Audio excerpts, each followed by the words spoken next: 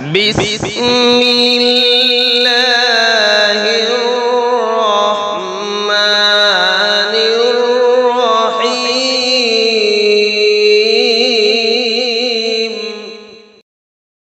لأنفسنا ومن سيئات أعمالنا من يهده الله فلا مضل له ومن يضلله فلا هادي له ونشهد أن لا إله إلا الله وحده لا شريك له ونشهد أن سيدنا ومولانا محمدا عبده ورسوله أما بعد.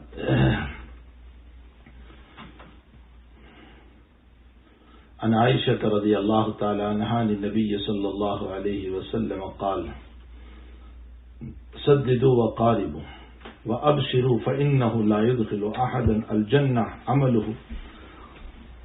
قالوا: ولا أنت يا رسول الله؟ قال: ولا أنا إلا أن يتغمدني الله بمغفرة ورحمة. قال: أظنه عن أبي النضر عن أبي سلمى عن عائشة إلى آخر الرواية. بزرگان محترم، معزز مائیں، بہنیں اور بیٹیاں، اللہ جل شانہ و من والہ کا احسان ہے کہ وہ ہمیں دین کی نسبت پر جمع کرتا رہتا ہے.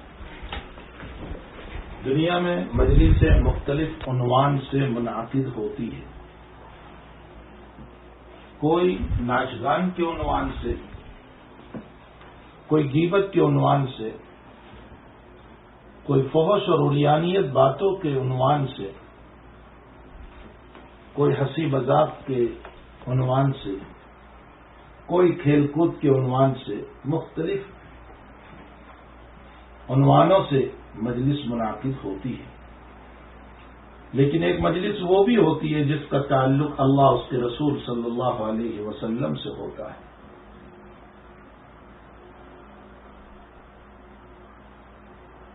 اللہ کی ذات بلند و بالا ہے اور نبی اکرم صلی اللہ تعالی علیہ وسلم کی ذات مخلوق میں سب سے اعلیٰ ہے. آپ امام الانبیاء ہے، آپ ساری کائنات کا اصل اصول ہے. آپ کا وجود پوری دنیا کے وجود کے لیے ہے. اگر آپ کا وجود نہ ہوتا تو کائنات کی تخلیق اور وجود بھی نہ ہوتا. یہ اللہ کا انعام ہے کہ رب کریم نے ہمیں مومن بنایا اور مومن بنانے کے ساتھ ساتھ نبی اکرم صلی اللہ علیہ وسلم کا امتی بنایا. ایمان اللہ کی بہت بڑی دولت ہے. ویسے اللہ کی ساری نعمتیں نعمت ہیں. ہم نے صرف کھانے پینے کو نعمت سمجھا، مکان کو نعمت سمجھا، بیوی بچوں کو نعمت سمجھا، کھیتی باڑی کو نعمت سمجھا، دکان کاروبار کو نعمت سمجھا. حالانکہ گناہوں پر رونا آ جاوے اور توبہ کی توفیق ہو جائے یہ بھی نعمت ہے. اللہ تعالیٰ جن کو توبہ کی توفیق دے یہ بھی اللہ کی بہت بڑی نعمت ہے. پھر ایک بات ذہن نشین کر لیں، صرف رونا مطلوب نہیں ہے، رونا کافی نہیں ہے. اگر صرف رونا کافی ہوتا تو لوگ دریا کے دریا بہا دیتے. اصل مطلوب توبہ کے ساتھ رونا ہے. توبہ ہے تو پھر اس صورت میں آنکھوں سے بہنے والے چند قطرے بھی بہت قیمتی ہیں. یہ آنکھوں کے آنسو توبہ کے ساتھ اور ندامت کے آنسو یہ اللہ کی کتنی بڑی نعمت ہے.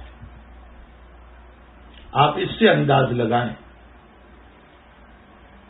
کہ نبی اکرم صلی اللہ علیہ وسلم کا ارشاد گرامی ہے، قطرتان، دو قطرے ایسے ہیں جو اللہ کو محبوب ہیں. ایک ندامت کے آنسو اور دوسرے شہید کے خون کا قطرہ، یہ دو قطرے اللہ کو محبوب ہیں، حتیٰ کہ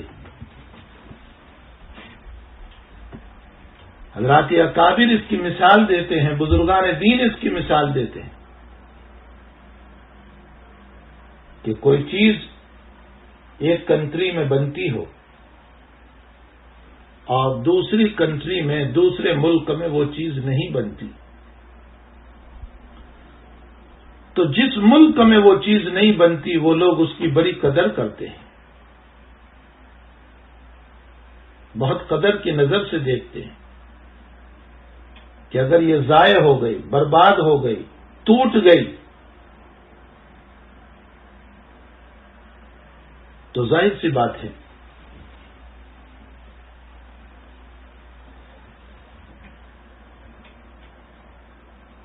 کہ پھر دوبارہ ہمیں نہیں ملے گی۔ بس یہ مثال سمجھ لو کہ حق تعالی کے ملک میں اور آسمان میں اللہ کے وہاں سب کچھ ہے، وہاں کبر ہے، تکبر ہے، اس لیے کہ اللہ ہی کو زیب دیتا ہے، وہاں شان ہے، گنائیت ہے، غنی ہے،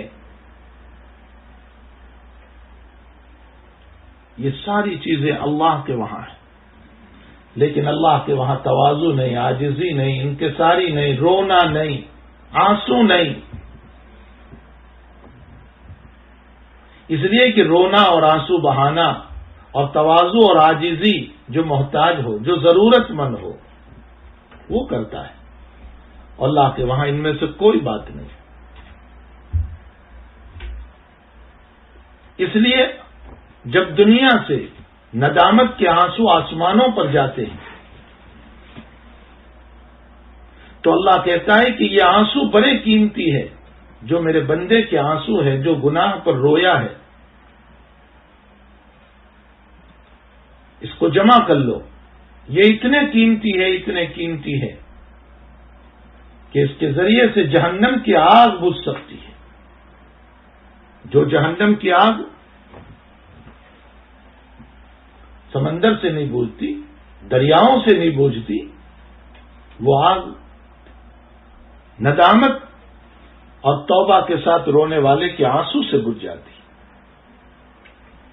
لیکن میرے بھائیوں، میں نے بتایا صرف رونا نہیں، ندامت کے ساتھ رونا، توبہ کے ساتھ رونا، عاجزی کے ساتھ رونا، تو یہ بھی نعمت ہے کہ اللہ تعالیٰ جس کو نصیب فرما دے۔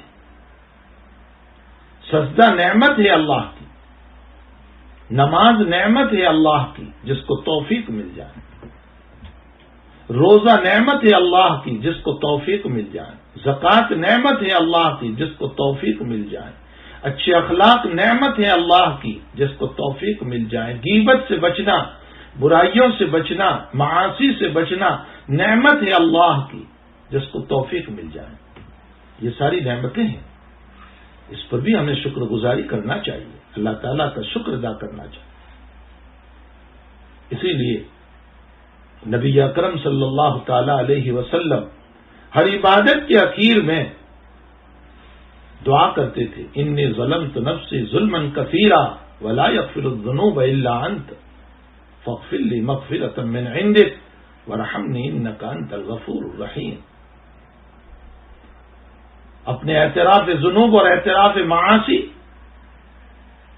اور اللہ کے حضور یہ ثابت کر دینا کہ میری نماز نماز کے قابل نہیں، میرا روزہ روزے کے قابل نہیں، میری زکوٰۃ زکوٰۃ کے قابل نہیں، میرا حج حج کے قابل نہیں، کہ اللہ تو اسے قبول فرما لے،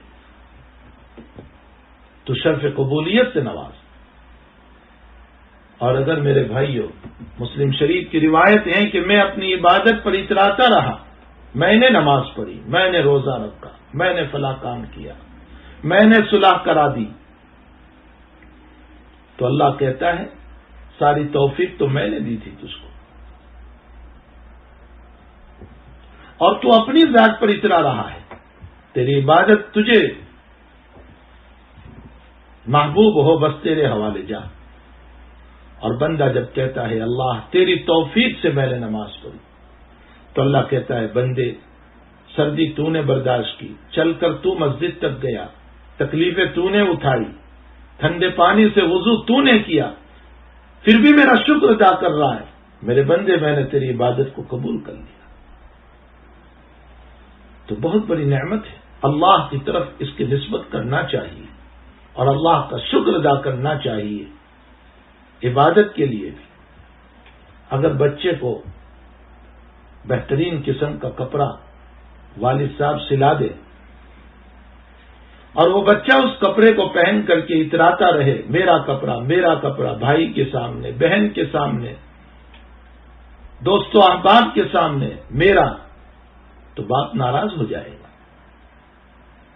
کہ اچھا میرے نام کا ایک لفظ تجھے نصیب نہ ہوا کہ میرے باپ نے دیا، میرے والد نے سلا دیا۔ لیکن اگر بچہ یوں کہے کہ میرے ابا نے مجھ کو سلا دیا بھائی کے سامنے، بہن کے سامنے، تو والد کا جی خوش ہو جاتا ہے اور والد مزید زیادہ اس کو عطا کرتا ہے۔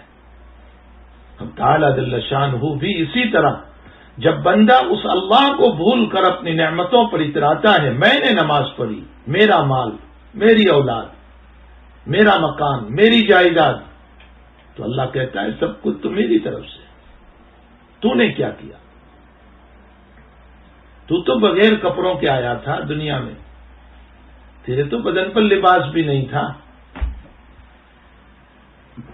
تجھے تو اپنے ہاتھ پاؤں کا بھی پتہ نہیں تھا، علم میں نے تجھ کو دیا، کپڑا میں نے تجھ کو دیا، طاقت میں نے تجھ کو دی، قوت میں نے تجھ کو دی، توفیق میری عطا ہوئی تجھے، سب کچھ میں نے تجھ کو دیا، اور تو میرا نام تک نہیں لے رہا ہے۔ اللہ ناراض ہوتا ہے۔ اب تعالیٰ جل شانہ کی ناراضگی پھر رزق کو تنگ کر دیتی ہے۔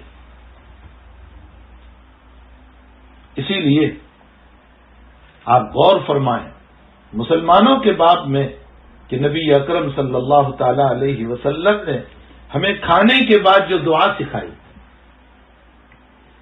الحمدللہ الذی اطعمنا، تمام تعریف اس اللہ کے لیے جس نے ہم کو کھلایا، وسقانا، ہم کو پلایا، اور آگے فرمایا وجعلنا من المسلمین، اور ہمیں مسلمانوں میں سے بنایا۔ ہاں، اسلام نعمت ہے اللہ کی، ہمیں مسلمانوں میں سے بنایا، اور جب مسلمان میں سے بنے تبھی ہم تیری تعریف کر رہے ہیں۔ مسلمان کا ایک معنی موحد، اللہ کی توحید کو بیان کرنے والا، اور مسلمان کا ایک معنی فرما بردار۔ کتنی جامع دعا ہم کو سکھائی، وجعلنا من المسلمین، ہمیں مسلمانوں میں سے بنایا، ہمیں مسلمان بنایا، یعنی ہم تیرے فرما بردار بندے ہیں جو تیری تعریف کر رہے ہیں کھلانے پر، پلانے پر، کہ اللہ تو نے کھلایا، تو نے پلایا۔ اور نافرمانوں کے بعد میں قرآن کیا کہہ رہا ہے؟ کلوا وتمتعوا قلیلا انکم مجرمون، کھاؤ پیو اور کچھ فائدہ اٹھا لو دنیاوی زندگی میں، تم لوگ مجرم ہو، انکم مجرمون، تم مجرم ہو۔ وہاں مجرمون کا لفظ ہے، مطیعون نہیں، فرما بردار نہیں، مسلمون نہیں۔ معلوم ہوتا ہے ایمان و اسلام اللہ کی بہت بڑی نعمت ہے جو اللہ تعالیٰ نے ہم کو عطا فرمائی۔ کاش کہ ہم اپنے اسلام اور ایمان کی قدر کرنے والے بنے، اور قدر صرف ایمان کا کلمہ پڑھ لینے سے نہیں، اللہ کے منشے پر چلنا، اللہ کے قرآن پر چلنا، اور ذات اقدس صلی اللہ علیہ وسلم کی بتائی ہوئی باتوں پر عمل کرنا، یہ ہے ایمان کا شکر، اس کو کہا جاتا ہے شکر۔ اور باقی لا الہ الا اللہ محمد الرسول اللہ تو ہم نے پڑھ لیا، تو مومن تو ہم ہو گئے، لیکن اس کے تقاضوں کو پورا نہیں کیا تو ہمارا ایمان ایمان کامل نہیں ہوگا۔ اس لیے ہمیں چاہیے کہ اپنا ایمان ایمان کامل بنائیں۔ کتنی جامع دعا ہم کو، الحمدللہ الذی اطعمنا وسقانا وجعلنا من المسلمین، ہمیں مسلمانوں میں سے بنائیں۔ بہرحال یہ ساری بھی میرے بھائیوں نعمتیں ہیں، بہنوں یہ نعمتیں ہیں، اور ان نعمتوں کی ہمیں قدر کرنا چاہیے۔ برائی سے اگر ہم بچ جاتے ہیں، گناہ نہیں ہوتا، یہ بھی اللہ کی نعمت ہے۔ علماء نے لکھا ہے کہ اگر تم گناہ سے بچو اور اس موقع پر یہ نیت کرو کہ اللہ میں تیرے خوف سے گناہ سے بچ رہا ہوں، تو گناہ سے بچنا بھی ہو جائے گا، اور اس نیت کی بنیاد پر اللہ ثواب بھی عطا کرے گا۔ قربان جائیے، شریعت کے اوپر گناہ سے بچنا بھی ہوا، اور اوپر سے اللہ تعالیٰ نے ہمیں ثواب بھی عطا فرمایا۔ تو ہم اللہ کی ہر نعمت کی قدردانی کرنے والے بنے۔ وہ بڑا رحیم ہے، بڑا رحمان ہے، اس نے اپنے انعامات سے ہم کو نوازا ہے، اور بے شمار انعامات ہم کو عطا فرمائے ہیں۔ تو دنیا میں صرف ظاہری نعمت ہی نعمت نہیں، بلکہ عبادت کا ذوق، ایمان کی توفیق، نبی علیہ السلام کی اتباع، کسی شیخ کی صحبت کی اتباع، ہاں بہت بڑی چیز ہے۔ یہ ساری چیزیں ملتی ہے شیخ کی صحبت سے۔ میرے بھائیوں اور بہنوں، شیخ کی صحبت اس وقت سرزمین گجرات پر اللہ کا عظیم احسان ہے کہ ہمارے حضرت والا حضرت مفتی احمد صاحب جیسی عظیم المرتبہ شخصیت اللہ تعالیٰ نے ہمیں دی ہے، جن کا تقوی، ورع اور پرہیزگاری ان کی صحبت سے دوسروں میں بھی منتقل ہوتی ہے۔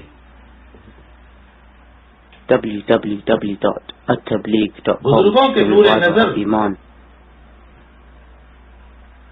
اہل اللہ کی تربیت یافتہ حضرت کی ذات گرامی ہے۔ اب تعالیٰ آپ کے سایہ عاطفت کو ہمارے لیے اور امت کے لیے قائم و دائم فرمائیں۔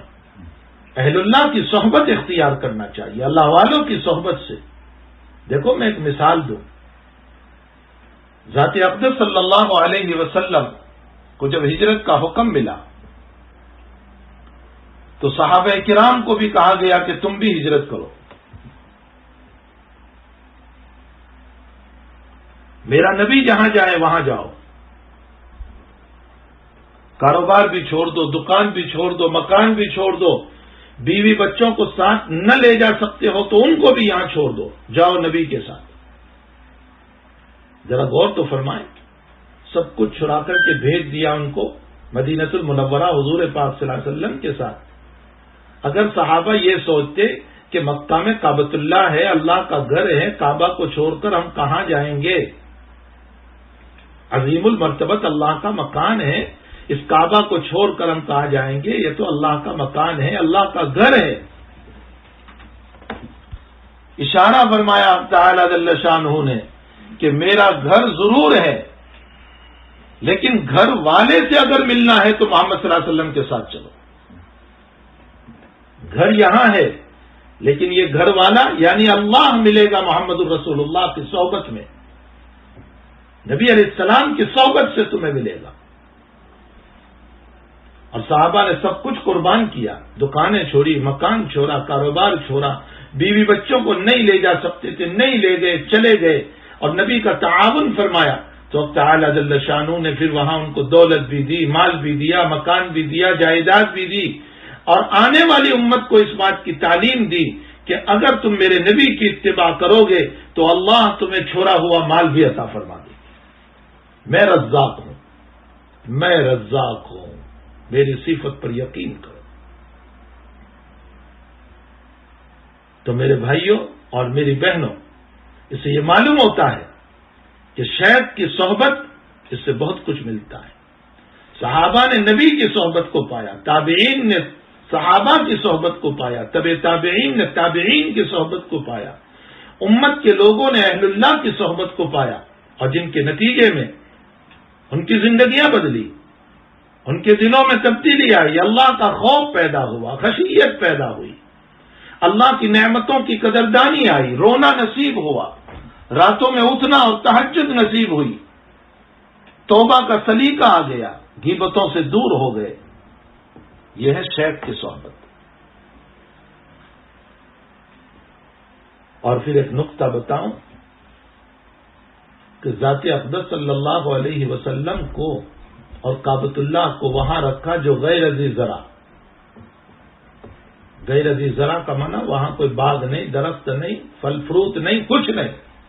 ایک ایسی وادی اور ایسی جگہ جہاں پار ہی پار چاروں طرف. یہ تو اب سب کچھ وہاں ہو گیا، ورنہ اس وقت تو کچھ نہیں تھا. غیر ذی زرع عند بیتک المحرم. یہ اس لیے ہوا کہ اگر کعبۃ اللہ کو یا ذات اقدس صلی اللہ علیہ وسلم کو ایسی جگہ پر جہاں چاروں طرف سے ہریالی ہوتی، باغ و بہار ہوتا، شاندار قسم کے باغ ہوتے، گارڈن ہوتے، اور وہاں اللہ کا گھر ہوتا، تو ظاہر سی بات ہے لوگ اللہ کے گھر کو کم دیکھتے، باغ و بہار کو زیادہ دیکھتے. لوگ گارڈنوں میں بیٹھے رہتے، ویڈیوز بناتے. غیر ذی زرع پر کعبۃ اللہ کو رکھ کر اشارہ فرمایا اللہ کے گھر کی محبت کی خاطر چلنا، اور پھر گھر والے کو پانا ہے تو نبی کریم صلی اللہ تعالی علیہ وسلم کی صحبت. تو میرے بھائیوں، بزرگوں کی صحبت اگر نصیب ہو جائے یہ بھی بہت بڑی چیز ہے. اللہ کا شکر ادا کرنا چاہیے. یہ بھی نعمت ہے اللہ تعالیٰ کی کہ کسی کو کسی صالح کی، کسی بزرگ کی صحبت نصیب ہو گئی. صحبت صالح ترا صالح کنت، صحبت طالح ترا طالح کنت. نیکوں کی صحبت تمہیں نیکی دیتی ہے، بروں کی صحبت تمہیں برائی دیتی ہے. نبی اکرم صلی اللہ علیہ وسلم نے فرمایا عطر فروش کے پاس بیٹھو گے تو عطر ملے گا، ورنہ کم سے کم خوشبو ضرور ملے گی. اور اگر آگ کی دھونی والے کے پاس، لوہار کی دھونی والے کے پاس بیٹھو گے تو کپڑے جلیں گے، یا کم سے کم کپڑے ضرور کالے ہوں گے. بد اخلاق کی صحبت میں رہو گے تو بد اخلاقی ملے گی. چوروں کی صحبت میں رہو گے تو چوری ملے گی.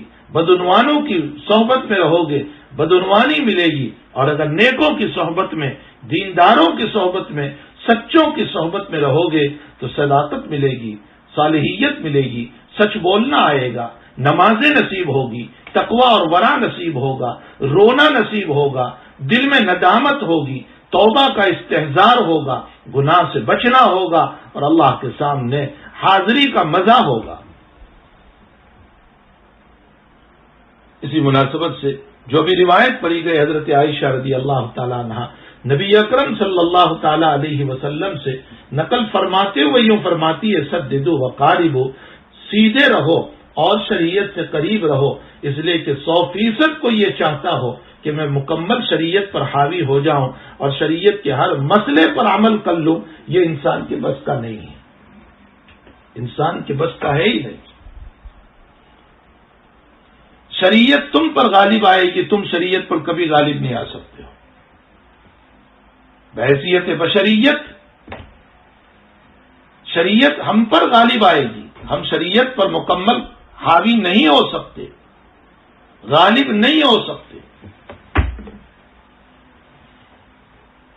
اس لیے شریعت سے قریب رہو اور سیدھے رہو، صراط مستقیم پر چلو، اعتدال کے ساتھ چلو، نہ بہت افراط نہ بہت تفریط، نہ اتنا غلو کرو اتنا غلو کرو اتنا غلو کرو کہ بچوں کے حقوق بھی پامال، بیوی کے حقوق بھی پامال، ان کے حقوق بھی ادا نہیں ہو رہے اور عبادت میں لگے ہوئے. یہ بھی عبادت نہیں. اور نہ اتنے نیچے اتر آؤ کہ فرائض بھی چھوڑ دو. یہ بھی نہیں. اعتدال کے ساتھ رہو. کاروبار ہو، بیوی بچوں کے حقوق ہو، مال و دولت ہو، کمانا ہو، دکانداری ہو، بچوں کے ساتھ ہو، اعتدال ہو. نہ اتنے بچوں کے کاروبار کے، بیوی کے دیوانے بننا کہ اللہ کے فرائض بھی چھوڑ دو، اور نہ اتنے عبادت کے اندر لگ جانا کہ ان کے حقوق بھی چھوڑ دو. روایتوں میں ہے کہ ایک صاحب کی بیوی حضرت عمر رضی اللہ تعالیٰ عنہ کے پاس آئی اور کہنے لگے حضرت میرے شوہر بہت اچھے ہیں، رات رات بھر عبادت کرتے رہتے ہیں اور دن بھر روزہ رکھتے ہیں. حضرت نے فرمایا ماشاءاللہ، بہت اچھا، تیرا شوہر بہت نیک ہے.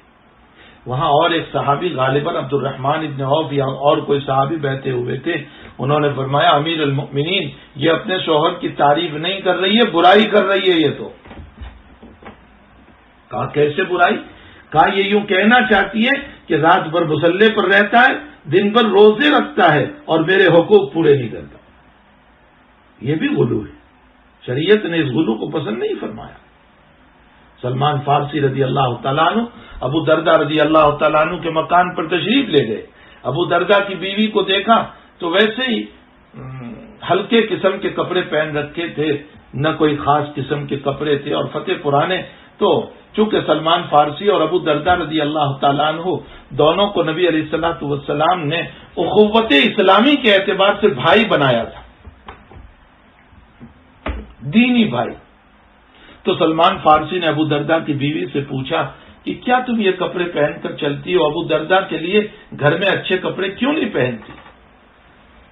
ہماری عورتوں کا مزاج بھی بڑا عجیب ہے، گھر میں تو بالکل باسی ایسے ہی کپڑے پہن کر رہتی ہے اور باہر نکلتی ہے تو اچھے کپڑے پہن کر جاتی ہے، لوگوں کو دکھانے کے لیے اچھے کپڑے ہیں، حالانکہ شوہر کو اچھے کپڑے پہن کر بتانا چاہیے. گھر میں زیب و زینت اختیار کرنی چاہیے اپنے شوہر کے لیے، تاکہ شوہر کا دل کسی اور کی طرف مائل ہونے کے بجائے اپنی بیوی کی طرف مائل ہو. برائیوں کی ایک وجہ معاشرے میں یہ بھی ہے. تو ابو دردہ کی بیوی کہنے لگی تمہارے بھائی کو مجھ سے تعلق ہی کہاں رہا، اب تمہارے بھائی تو رات بھر مصلے پر رہتے ہیں اور دن بھر روزہ رکھتے ہیں. اچھا، رات کا وقت ہوا تو ابو دردہ نے حضرت سلمان سے فرمایا کہ یہ بستر ہے، سو جاؤ تم یہاں. کہا تم کیا کرو گے؟ کہا میں تو عبادت پر مصلے پر جا رہا ہوں. فرمایا تم بھی سو جاؤ. ابو دردہ سے فرمایا تم بھی سو جاؤ. سلا دیا. آدھی رات کے بعد سلمان بھی اٹھے، ابو دردہ کو بھی اٹھایا، کہا اب عبادت کرو.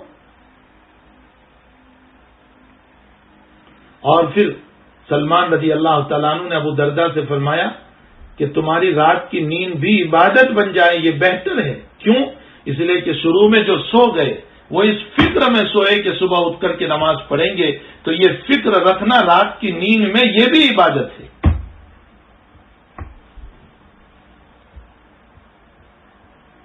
اور روزے کے بعد میں فرمایا کیا آؤ کھانا کھا لو. افطاری کرا لی ان کے پاس، روزہ توڑ دو. اور پھر سلمان فارسی رضی اللہ تعالیٰ عنہ نے فرمایا کہ رات میں سوو بھی اور عبادت بھی کرو، روزہ بھی رکھو، چھوڑ بھی دو، یعنی گھر والوں کے حقوق بھی پورے کرو اور اللہ کی عبادت بھی کرو. جب نبی کریم صلی اللہ علیہ وسلم کو اس پورے واقعے کا پتہ چلا تو نبی علیہ الصلوۃ والسلام نے فرمایا صدق سلمان، سلمان نے صحیح کہا. بخاری شریف کی روایت. تو نبی علیہ السلام فرماتے سددو وقاربو، سیدھے رہو اور صراط مستقیم پر چلتے رہو، شریعت سے قریب رہو، وابشروا، اور بشارت حاصل کرو، فإنہ لا يدخل احد الجنہ عملہ، کسی آدمی کو اس کا عمل جنت میں داخل نہیں کر سکتا. تو صحابہ نے فرمایا ولا انت یا رسول اللہ، یا رسول اللہ آپ بھی اپنے عمل کی وجہ سے جنت میں نہیں جاؤ گے، آپ کا عمل بھی آپ کو داخل نہیں کرے گا. تو حضور پاک صلی اللہ علیہ وسلم نے فرمایا ولا انا، میں بھی جنت میں نہیں جاؤں گا، الا ان یتغمدنی اللہ بمغفرۃ ورحمۃ، الا کہ اللہ تعالیٰ اپنی رحمت اور مغفرت سے مجھ کو ڈھانپ دے. میرے بھائیوں اور میری بہنوں، اس روایت پر غور فرمائیں.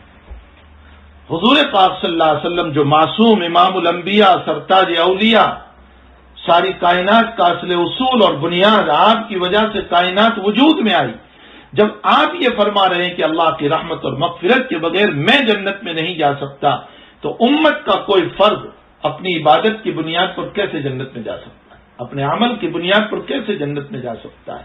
اس لیے اپنے عمل پر ناز نہ کرو، اللہ کی رحمت کے اوپر امید رکھو.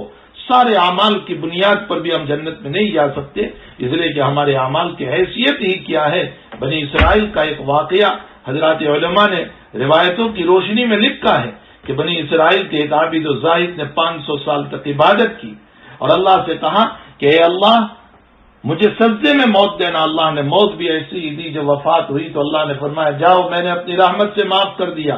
تو وہ بزرگ کہنے لگے جب تیری رحمت سے معاف ہوا تو میری 500 سال کی عبادت کا کیا ہوا؟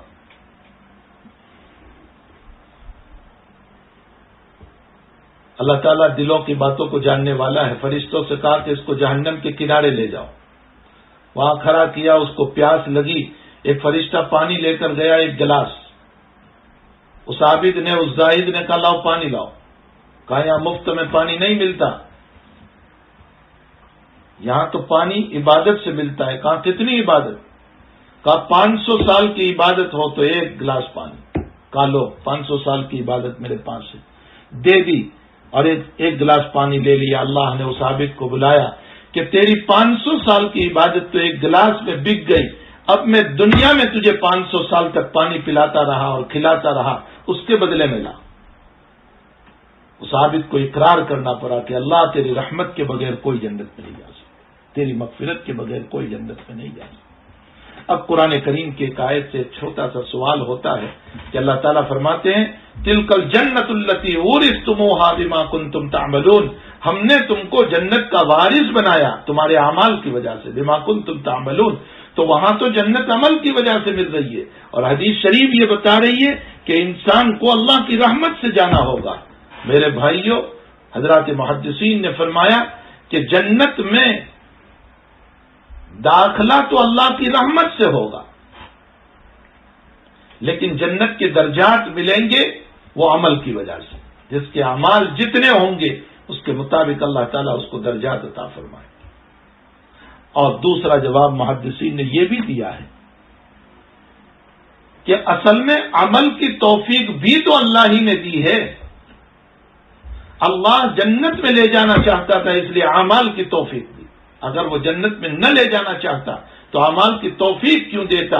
تو یہ عمل کی توفیق دینا یہ خود اس بات کی دلیل ہے کہ تعالی جل شانہ وامن والہ نے رحمت فرمائی ہمارے اوپر کہ وہ ہمیں جنت دینا چاہتا تھا, اس لیے اس نے عبادت کی, ایمان کی, نماز کی, اللہ کی رضامندی والے اعمال کی, اتباع نبوی کی. اللہ نے ہمیں توفیق عطا فرمائی. تو ہمیں ان عبادتوں پر بھی اللہ کا شکر ادا کرنا چاہیے. تعالی جل شانہ ہم تمام کو اللہ کے شکر گزار بندے بنائیں اور اپنے رحمت, اپنے کرم, اپنے فضل سے حق تعالی جل شانہ ہم تمام کو, میرے بھائیوں اور میری بہنوں, جنت میں داخل فرمائے. ایمان پر ہم سب کا خاتمہ فرمائے. سب سے بڑی فکر ایمان کی ہے, سب سے بڑی فکر ایمان کی ہے. ہمارے بعد بزرگان دین کا جملہ ہے جو ہر وقت ہمیں ڈراتا رہتا ہے, اور میں خود اپنے بات میں وہ جملہ کہتا ہوں کہ اگر ہماری موت ایمان پر نہ ہوئی تو کتا اور سور ہم سے اچھے ہیں, اس لیے کہ ان کی قیامت میں کوئی باز پوچھ سوال نہیں ہوگا, ہم سے باز پوچھ ہوگا. اور اگر ایمان پر موت ہوئی تو الحمدللہ ہم بخیر و عافیت ہے, اللہ کی عظیم نعمت کے ساتھ ہم دنیا سے جائیں گے. تو ہمیں اس بات سے بھی ڈرنا ہے کہ اللہ تعالیٰ مرتے وقت ہم تمام کا خاتمہ ایمان پر فرمائے, اس عظیم نعمت کو لے کر کے ہم جائیں. وَاعْبُدْ رَبَّكَ حَتَّىٰ يَأْتِيَكَ الْيَقِينُ, عبادت کرو اللہ کی موت تک, یعنی ایمان کو بچا کر لے جاؤ موت تک. میرے بھائیوں اور بہنوں, اللہ آج ماننے کے لیے تیار ہے, معاف کرنے کے لیے تیار ہے. معافی مانگ لو اس سے, معافی مانگ لو اس سے. کل کو مرنے کے بعد خون کے آنسو بہیں گے, پھر بھی معافی کا مسئلہ نہیں ہو سکتا. توبہ کر لو, رو لو اس اللہ کے سامنے. اپنی زندگی کی فکر کرو, اپنے مستقبل کی فکر کرو, اپنی آخرت کی فکر کرو. سفر طویل طویل وزاد قلیل قلیل, سفر بہت لمبا ہے, توشہ بہت تھوڑا ہے. اپنے وقت کو ضائع نہ کرو, تلاوت قرآن میں اپنے آپ کو لگاؤ, حلال کمائی میں اپنے آپ کو لگاؤ. اپنے وقت کو ضائع نہ کرو, غلط کاموں سے اپنے آپ کو بچاؤ, اور اللہ کی رضامندی والے اعمال کرتے رہو. حضور پاک صلی اللہ علیہ وسلم کی اتباع کرتے رہو. ایک بزرگ کے بات میں لکھا ہے کہ وہ بازار میں کھڑے کھڑے رو رہے تھے. کسی نے ان سے پوچھا آپ کیوں روتے ہیں؟ انہوں نے کہا کہ میں نے جب لوگوں کو دیکھا کہ لوگ اللہ سے دور ہو چکے ہیں, گناہ کر رہے ہیں, تو میں نے سوچا کہ لاؤ اللہ کو منوا لوں، اللہ کو راضی کر لوں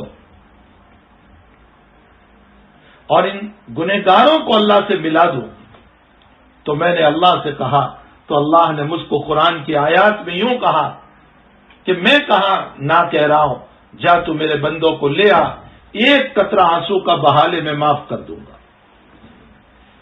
اب میں بندوں کے پاس آیا اور میں نے کہا اللہ معاف کرنے کے لیے تیار ہے، چلو معافی مانگو۔ تو سارے لوگ کہنے لگے ارے جا تو تیرا کام کر، ہمیں دنیا میں مست رہنے دی۔ لوگ مان نہیں رہے ہیں میری بات کو، حالانکہ وہ ماننے پر آ گیا ہے، معاف کرنے پر آ گیا ہے، لیکن لوگ نہیں مان رہے، اس پر مجھے رونا آ رہا ہے۔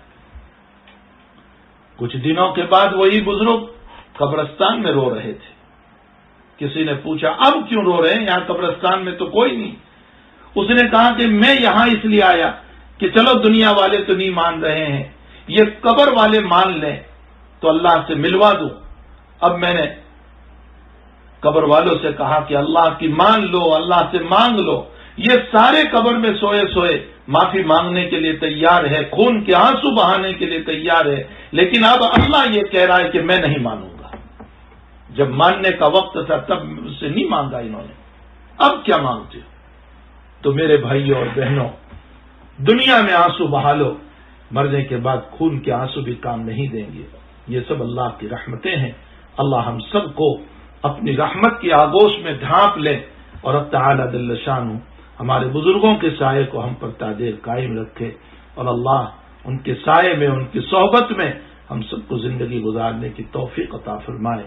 وصلی اللہ علی النبی الکریم برحمتک یا ارحم الراحمین۔ الحمد للہ رب العالمین والعاقبۃ للمتقین والصلاة والسلام علی سید الانبیاء والمرسلین وعلی آلہ وصحبہ اجمعین۔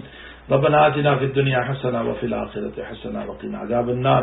اللہم انا نسألک علما نافعا ورزقا واسعا وعملا متقبلا وشفاء من کل داء۔ اللہ گناہوں کو معاف فرما، اللہ تیری نعمتوں پر شکر گزاری کی توفیق عطا فرما، اللہ مصائب پر صبر کی توفیق عطا فرما، تیری ذات سے ہونے کا یقین نصیب فرما۔ تو ہی کرنے والا ہے، تو ہی بنانے والا ہے۔ اے اللہ تیرے ہی ہاتھ میں سب کچھ ہے۔ اے اللہ ہمارے معاملات کو بنا دے اور بگڑنے سے حفاظت فرما لے۔ اللہ ہماری تقدیر کو بہتر سے بہتر بنا، ہماری تقدیر کو بہتر سے بہتر بنا۔ اے الہ العالمین، شرور، فتن، بلا، مصائب سے اللہ ہم سب کی پوری حفاظت فرما۔ اللہ بیماریوں سے، بلاؤں سے، وباؤں سے ہماری حفاظت فرما۔ اے اللہ جو بیمار ہے سب کو شفائے دائمہ مستمرہ عطا فرما، مرحومین کی مغفرت فرما، پریشان حالوں کی پریشانیوں کو دور فرما، بے مکانوں کو مکان عطا فرما، ضرورت مندوں کی ضرورتوں کو دست غیب سے پورا فرما۔ اے الہ العالمین، جب تک جلائیں آبرو عزت اور ایمان کے ساتھ ہمیں جلانا، اور جب اٹھائیں تو ایمان پر خاتمہ فرمانا۔ اے اللہ ایمان پر، ذکر پر، نمازوں پر، تلاوت پر، تعلیم و تعلم پر، حدیث نبوی پر اللہ ہم سب کو موت عطا فرمانا۔ اللہ بگڑنے سے، پھسلنے سے، ضلالت سے، گمراہیوں سے، اے اللہ کفر سے، فسق سے اللہ ہم سب کی حفاظت فرما۔ ہماری دعاؤں کو اپنے فضل و کرم سے قبول فرما۔ وصلی اللہ علیہ نبی الکریم برحمتک یا ارحم۔